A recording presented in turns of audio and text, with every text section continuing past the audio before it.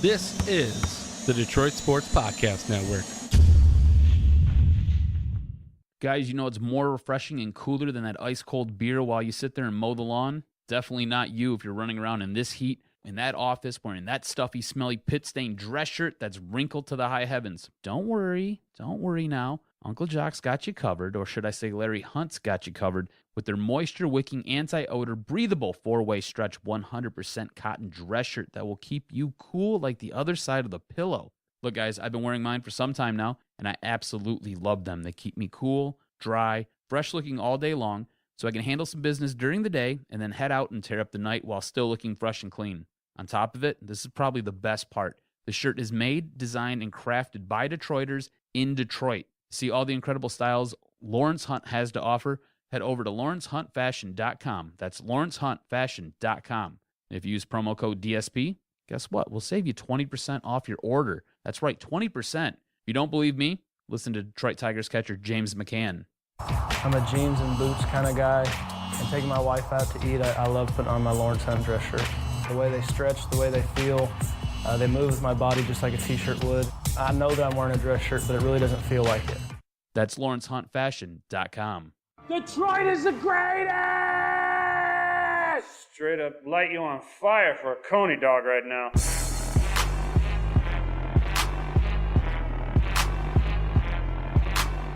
Darren McCarty comes back with Neiman in front of him. McCarty draws. McCarty in. McCarty scores! He makes it a goal! Darren McCarty!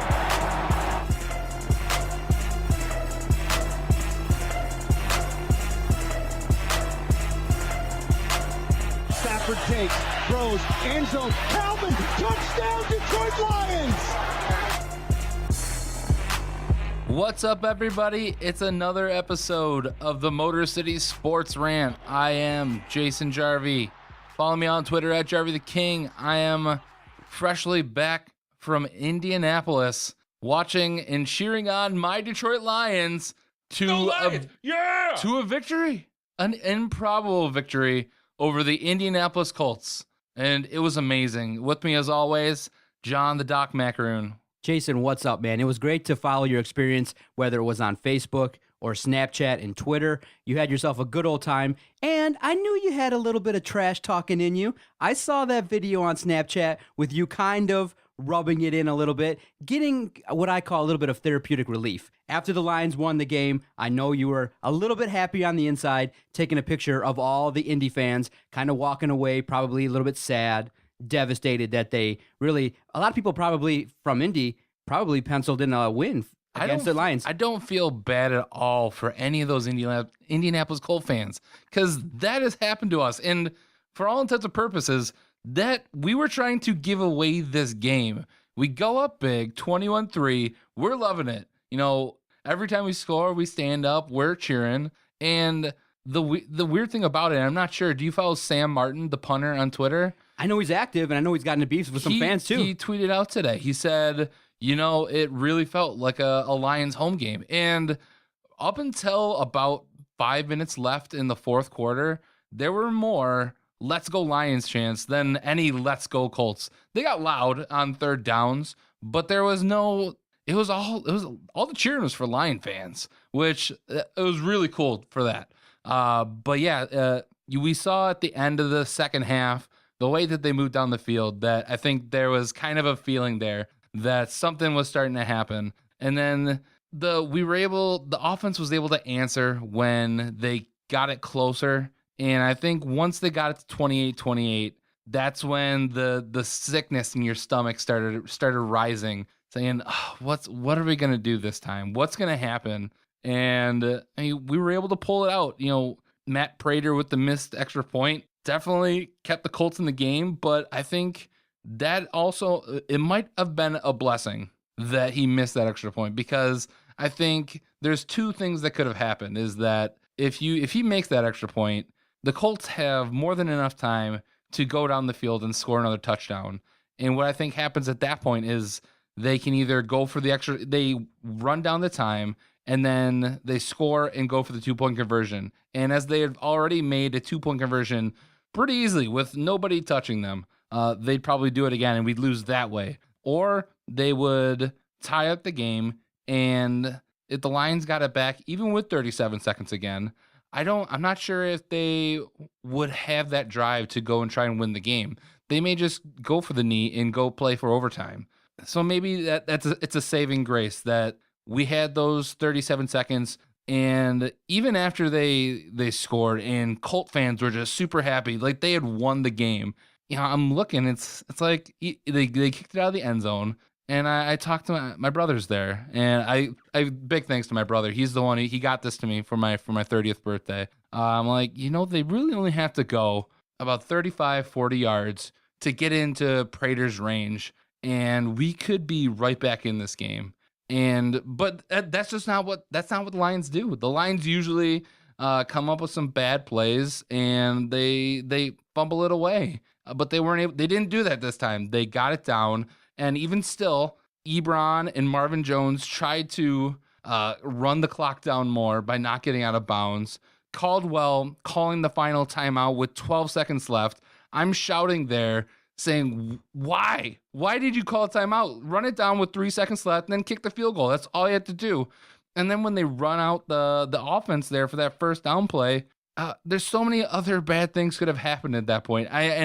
Part of me feels that Stafford was just like, okay, no matter what, I'm not throwing this ball to anybody. I'm going to try and waste as much time as possible and just throw the ball out of bounds. And then obviously Prater comes out, kicks the field goal, and it was hard to watch. If he would have missed it, it would have killed us.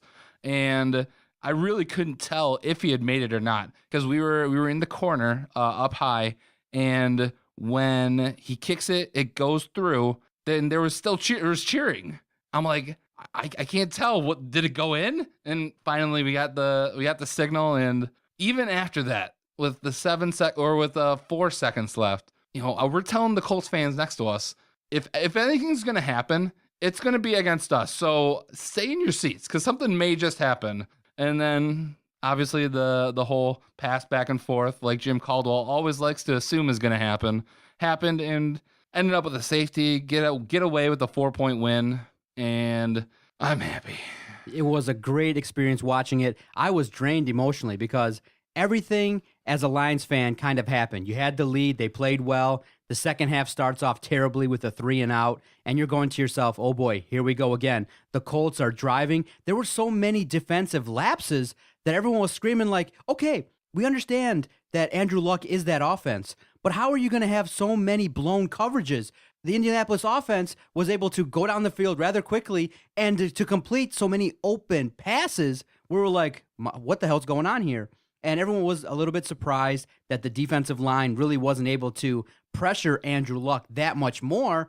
And everyone was like, wow, this defense might be suspect if you were not able to really get to a guy where everyone said the offensive line for Indy was putrid. Yeah, it seemed honestly that Terrell Austin kind of thought that we were still in preseason. They weren't running any man. They weren't running any huge blitzes. Maybe the first quarter they ran some blitzes, but afterwards, when they started shredding our defense, it just seemed they were playing a soft zone. On the touchdown passes, I went back today and looked at the recap on NFL.com, and there were guys around the receivers, but they just let them go by. They were playing soft zones. They weren't playing man coverage.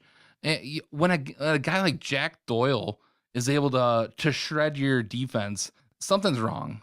I mean, maybe they were doubling Ziggy Ansah, but I want to see more pressure. When Kerry Hyder is the highlight of your defensive line, there's an issue. Now I want to ask you this. Do you give the Lions credit for defeating Indy, knowing what the team presented, or do you go, you know what? Chuck Pagano kind of helped us with his clock management. The Indianapolis Colts, are aged. They don't have really a great team around Andrew Luck. How much credit do you give the Lions for that performance? Because everyone is kind of excited. They're really like yourself. People are looking around town. They're going, okay, the Lions didn't lose a game like that. But I look to myself and I go, okay, good. They performed well. They have areas they need to improve upon in terms of that defense in the secondary. They can be a little bit more consistent on offense. The offense was great. They grade out very highly. But you go and you can't really go kind of like Michigan and their start to the season. They're not playing anybody.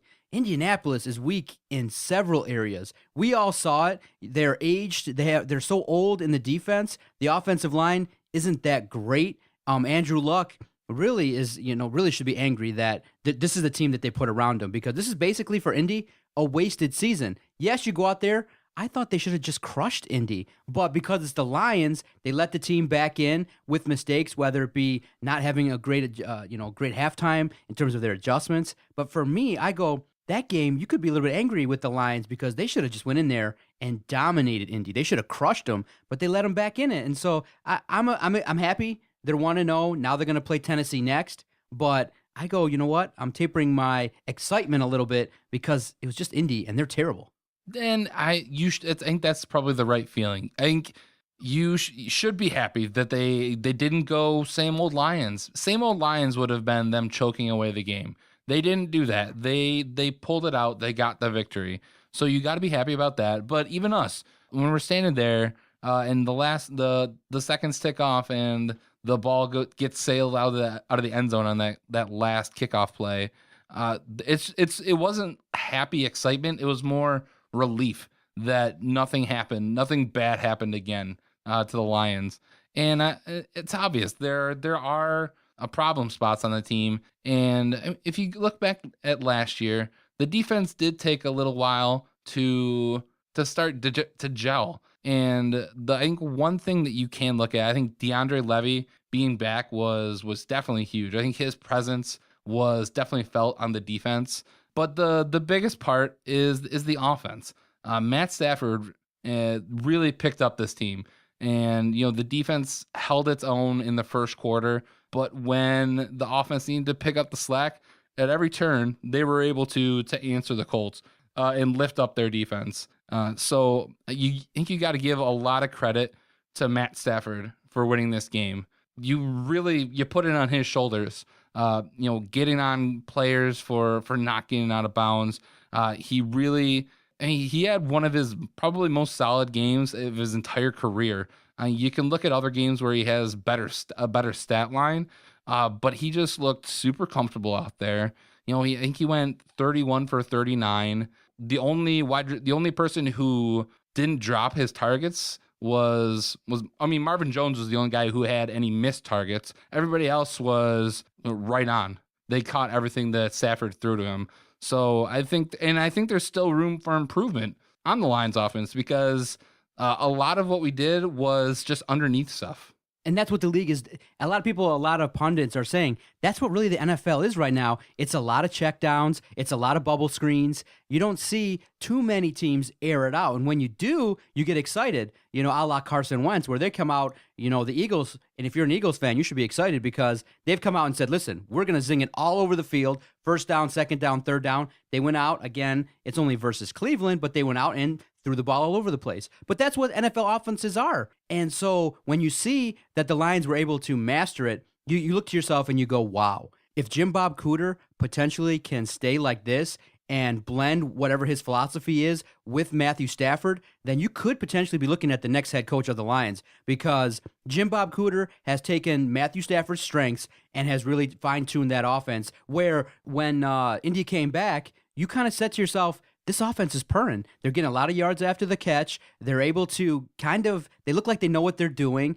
Ebron was efficient, got into the offense. Now without Calvin Johnson, and we can maybe start having the debate that, some people were like, please back off. Stop saying that the Lions could be better without Calvin. But you've seen that with more options, Matthew Stafford, if he continues to evolve, has a plethora of weapons. You had Anquan Bolden breaking tackles. You had Golden Tate. Marvin Jones got in there. I would have liked to have seen him used more. But hell, if you look at the game and you look at Matthew Stafford's stats, he threw the ball away a couple times, but he went 31 for 39. He had the second highest quarterback rating in week one. The only one better was Drew Brees. And he really, if you look at the game, only made one awful pass into coverage, and that was on the last scoring drive. He was efficient. And if that's what this offense is going to look like, this is a carryover from what we saw last year. And so we are really solidly, really hopeful that we can start the season out 2-0. But the reason why people are critical of Caldwell is they're starting to project, okay, if this is going to be a playoff team,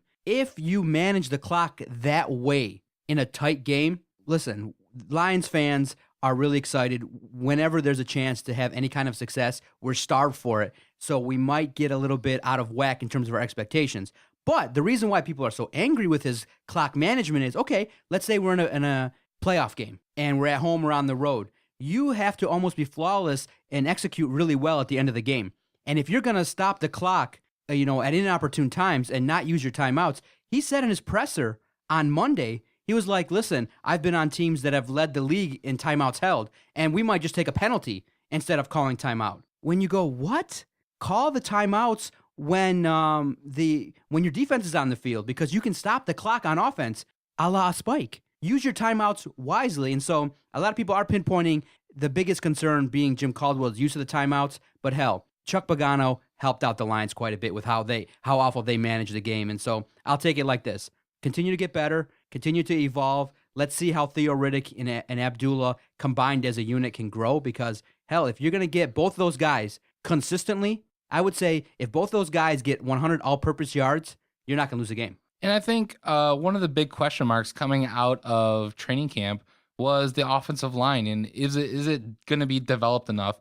And I think you really started to see that this is going to start. It's going to get better as the year goes on. Matthew Stafford, I mean, he did have to move around in the pocket, and I think he probably got lucky on sometimes being able to evade the pass rush. But just looking at some of the plays that they made, to be specific on screen passes are something that you see every other team are able to make, and they pick up chunks of yards. In the Lions, it never works.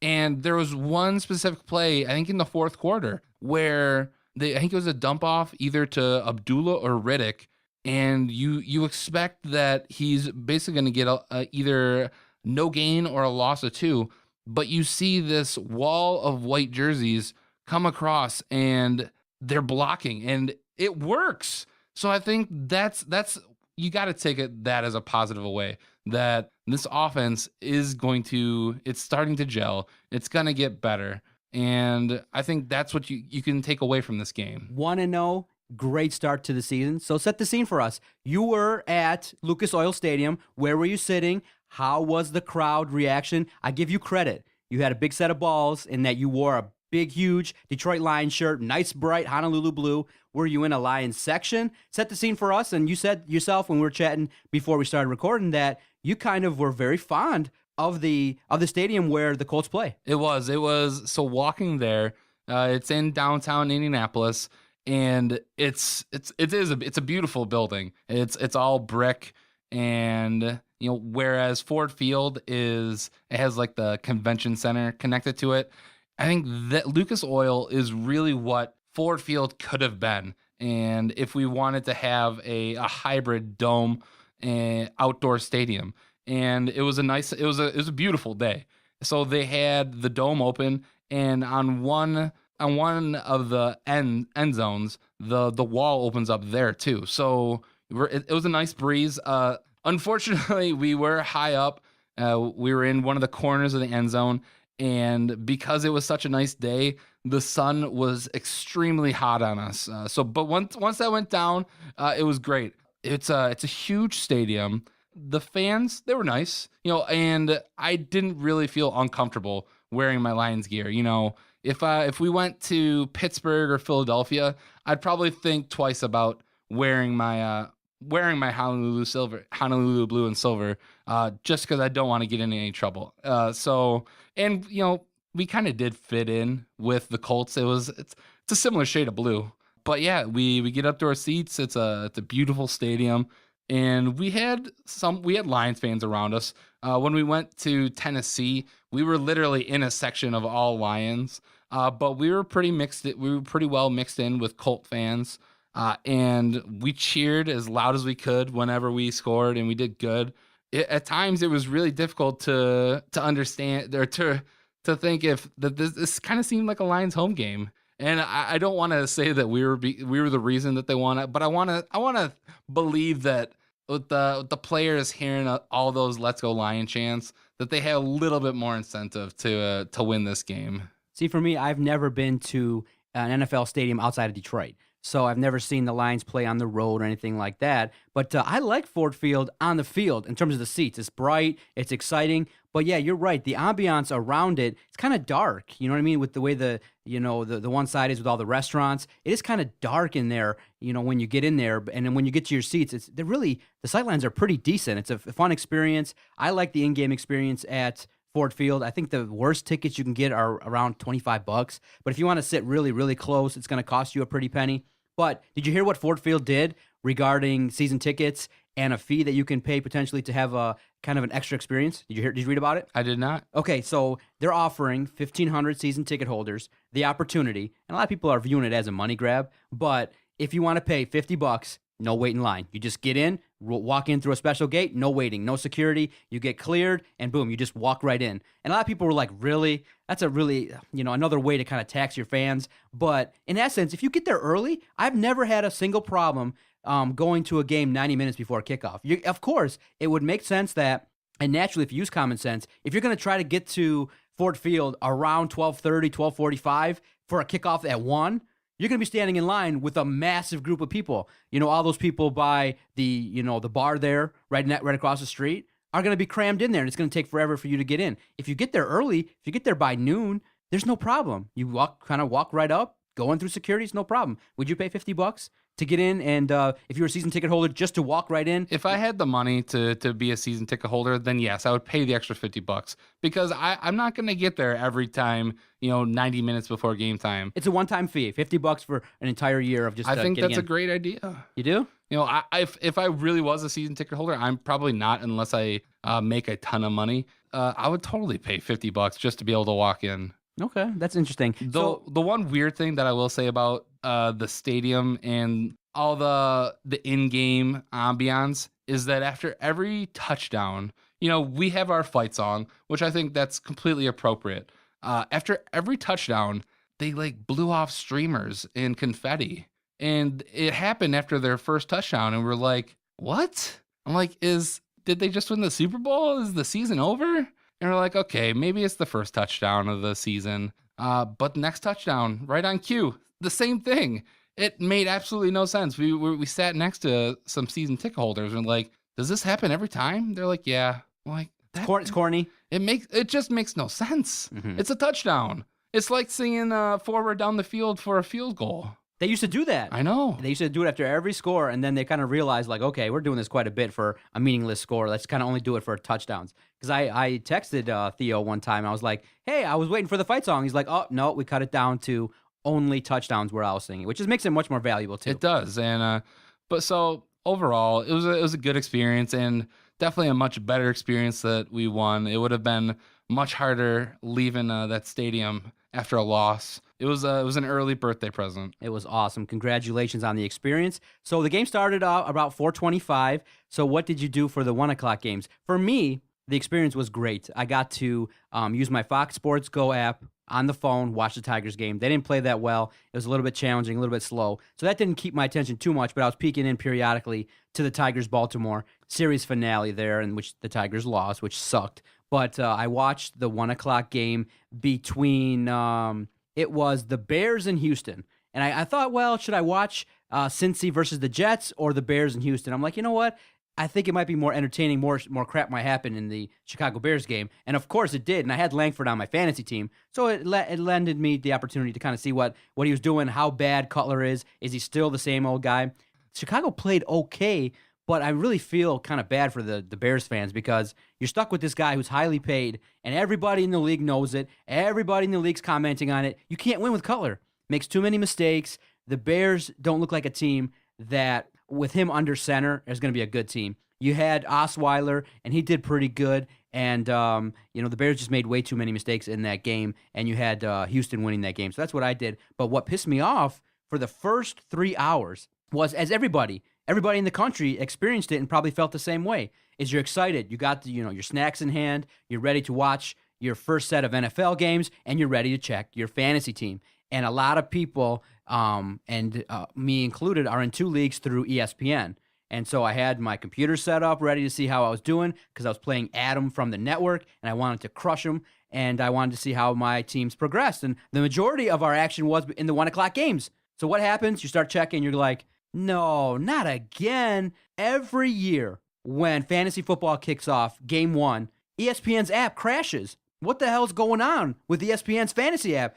And last year was a little bit better. It didn't last this long. This lasted till about 4 o'clock. I was checking, and I was checking the Twitter comments. They actually put out an official statement saying that we were aware that there's an issue. I was livid pissed. I was like, you got to be kidding me. Then Adam, we were talking back and forth. He was telling me, like, just based on rough calculations, you're killing me. I was robbed of an opportunity to see my score blow up in that I had a 50-point victory. I won by 50 points. I had Drew Brees. Everybody I started was great. Even with Rob Gronkowski going out, I went out and researched. I kind of felt like, well, maybe Allen from Indy's going to do something. He blew it up. I was a little bit sad that Gronk was out, but hey, he came out and got a touchdown, got me some points. Everybody balled out, and I won. I'm about to go 3-0 in my 3 leagues. But for ESPN to kind of ruin it for everybody, do you use any other sites like CBS, Yahoo? People were like, just ESPN's a bunch of garbage. Go somewhere else.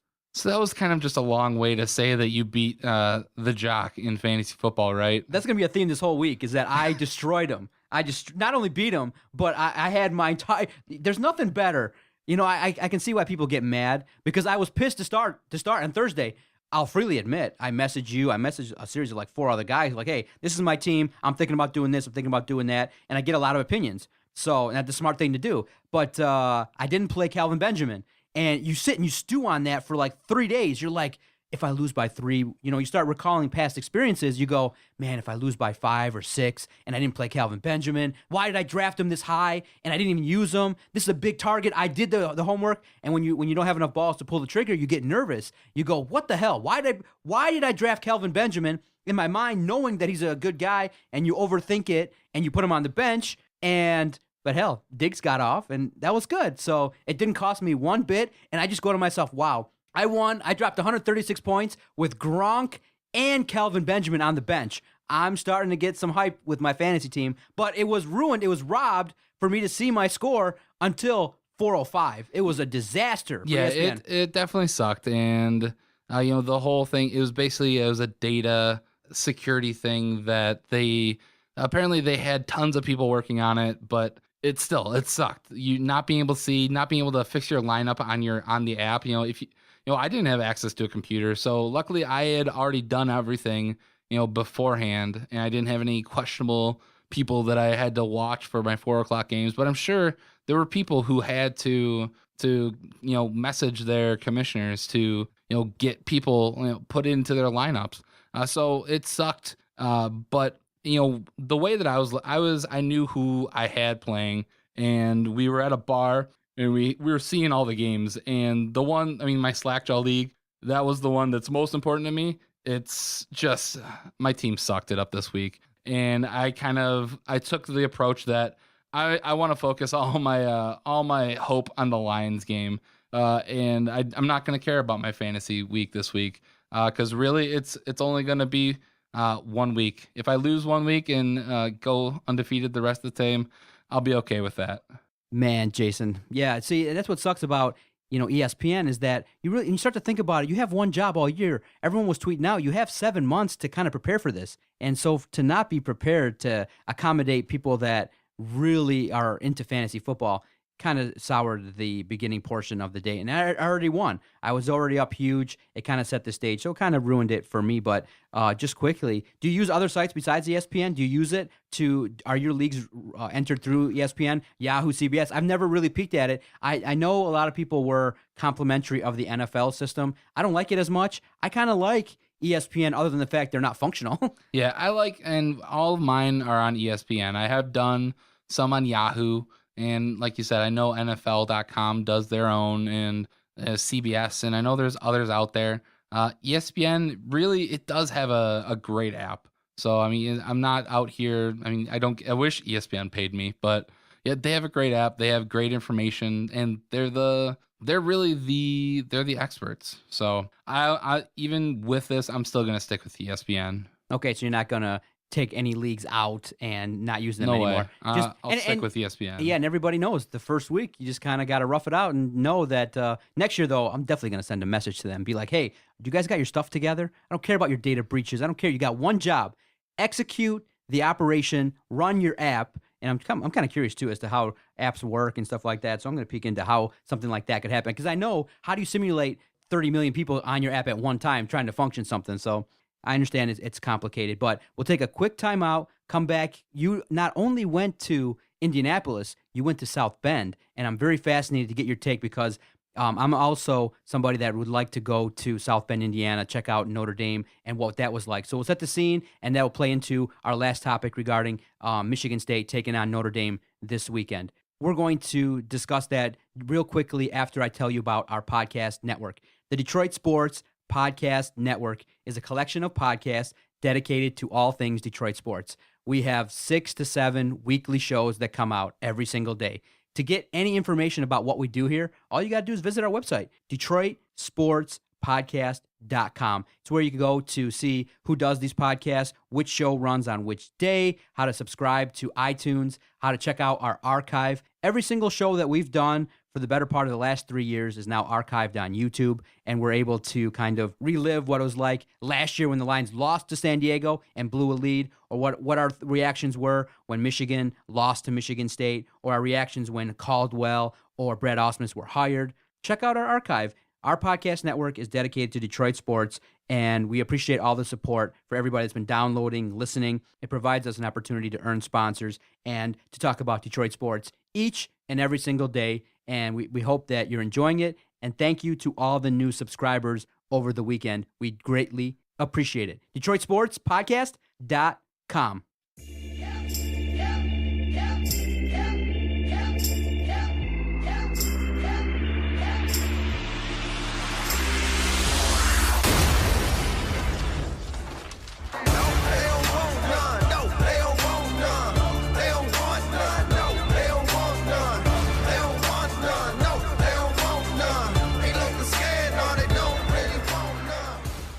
Yes, sir, Jason. What a great weekend that you did have. Not only did you go check out the Lions' victory, you got to experience what it's like on a college football campus, a college program that's revered all over the country, a polarizing program. Whether you're a fan of Notre Dame or you're a Notre Dame hater, when you talk about Notre Dame, it does elicit a reaction, and you attended the Notre Dame game on Saturday. Tell us about it. Yeah, it was definitely something I wanted to check off on my bucket list, because it's Notre Dame Stadium. It's hallowed grounds, and I was lucky enough to one of the guys that we went with.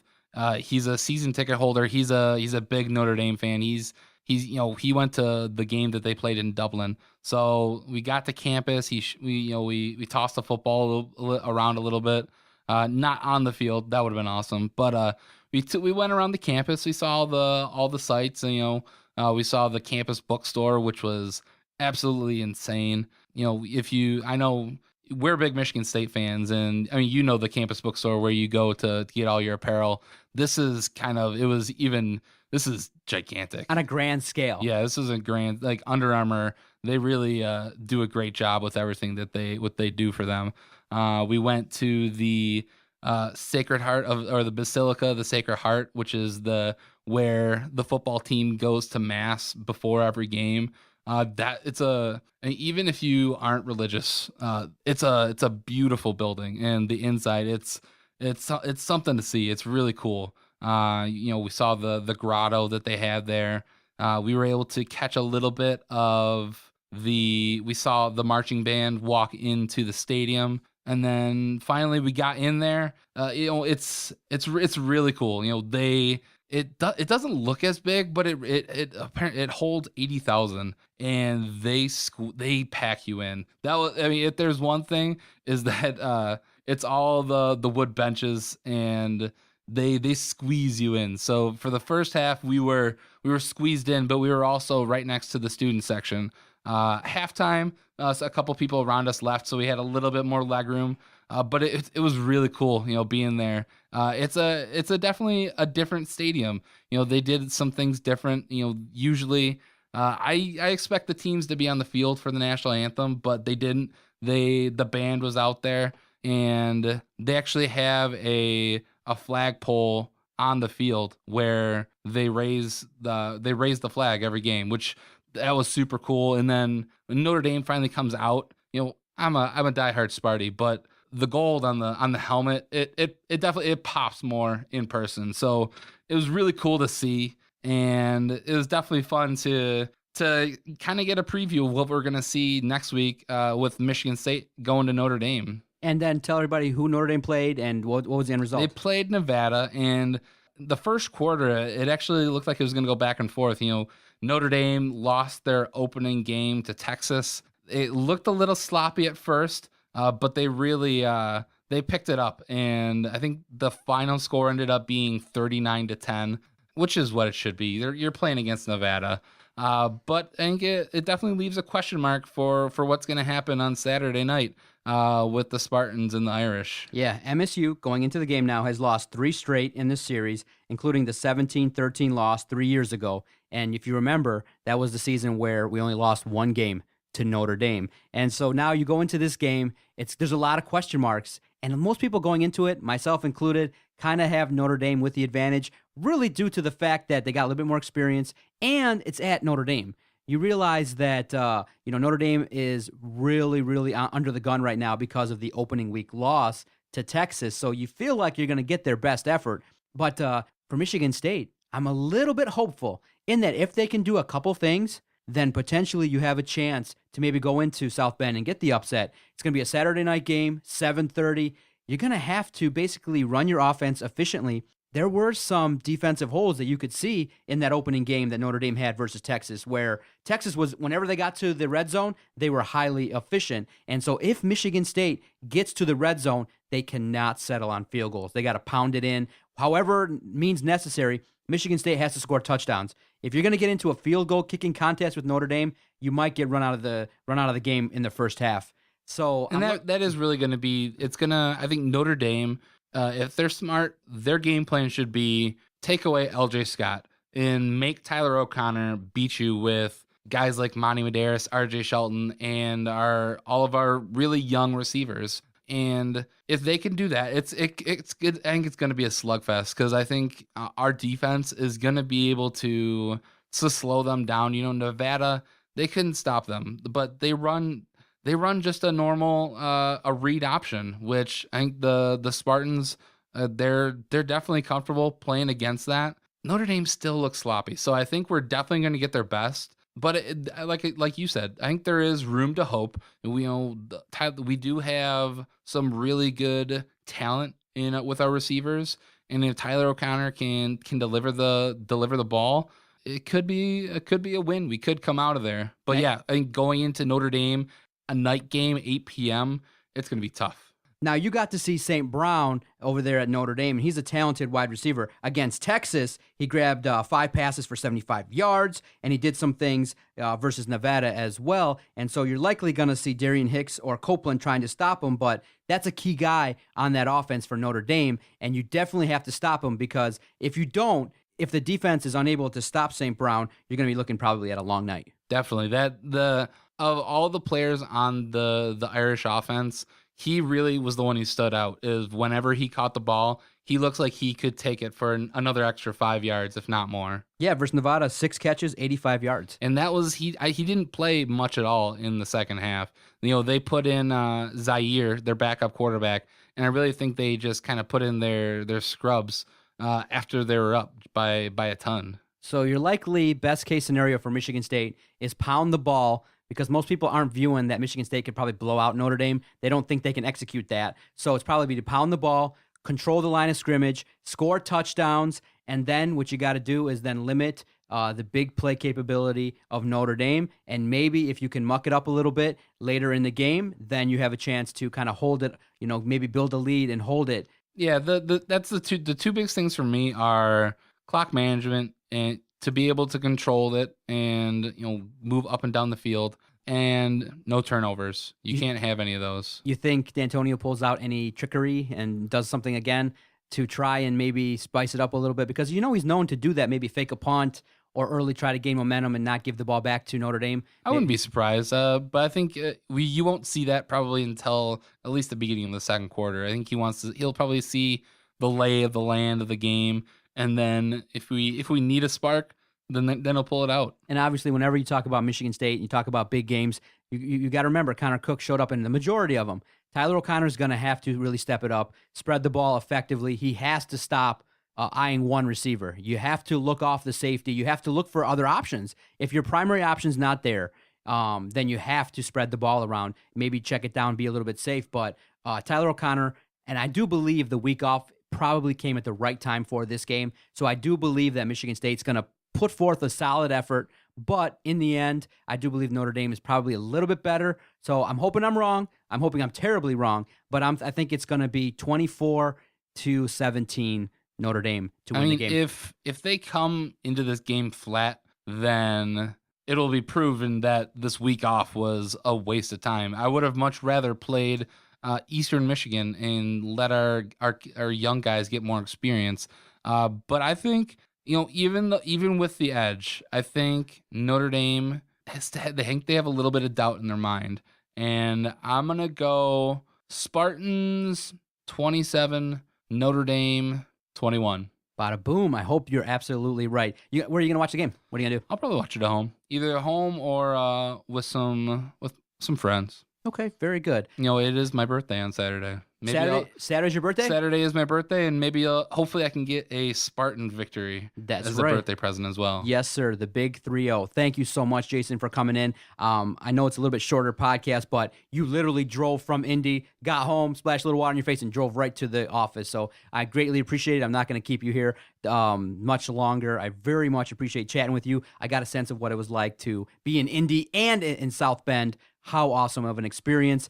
Missed you over the Labor Day holiday, but next week we'll go full force, hopefully with Michigan State coming off a big win. The Lions maybe coming in 2-0. Yeah, hopefully we're talking about a Michigan State victory and the 2-0 Detroit Lions. All right. And who knows, maybe even the Tigers will be in a better situation. Follow Jason Jarvie on Twitter, a great follow at Jarvie the King. You can follow us, the network, at Detroit Podcast. Message us. We're probably the most interactive Twitter page in town.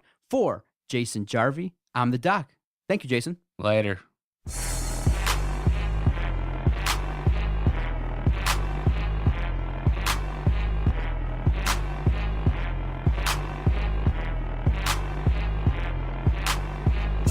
Okay, nice idiot. You. Bye-bye.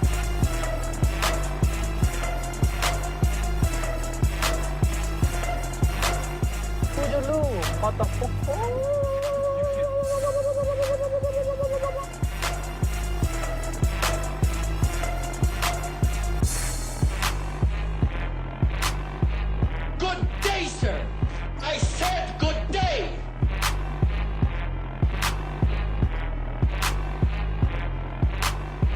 All right.